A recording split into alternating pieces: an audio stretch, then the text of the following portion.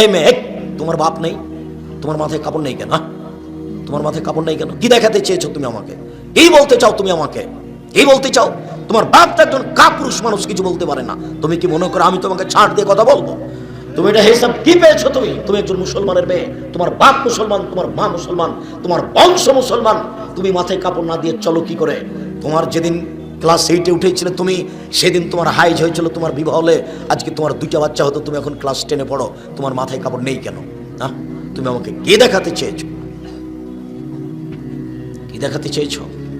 মা হলে 4টে জিনিস লাগে, মার জন্য 4টে জিনিস লাগে। জাবেরের ভাষাতে বোঝা যাচ্ছে, জাবের রাদিয়াল্লাহু তাআলা আনহু বলছেন, আমি তালাকপ্রাপ্ত মেয়ে বিবাহ করেছি, আমি কুমারী মেয়ে বিবাহ করিনি।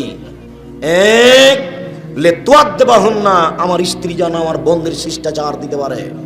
এই ছেলে, তোমার মা এখন বসে আছে ছোট ব্লাউজ পরে। আব্দুর রাজ্জাক সাহেব, আমার মাকে দিয়ে আমাকে বলেন কেন? তোমাকে আর তোমার মাকে লজ্জা দেওয়ার জন্য, বেশি কষ্ট পাও যেন, এই জন্য। জাবের বলছেন আল্লাহর নবীকে যে আমি আমার বোনদের বয়সের মেয়েকে আমি বিবাহ করিনি, বেশি বয়সের তালাক প্রাপ্ত মেয়ে বিবাহ করেছি 4টা কারণে। এক, আমার বউ যেন আমার বোনদেরকে শিষ্টাচার দিতে পারে। বলো তোমার মা তোমাদেরকে কি শিষ্টাচার দিয়েছে? বলো কি শিষ্টাচার দিয়েছে? 2, অলে তুয়াল্লেমা হন না, আমার বউ যেন আমার বোনদেরকে শিখিয়ে দিতে পারে। 3, অলে তুরাজ্জেলা হন না, আমার বউ যেন আমার বোনদের মাথার চুল চিরুনি করে দিতে পারে। 4, অলা তাকুমা আলাইহিন না, আমার বউ যেন আমার বোনদের উপরে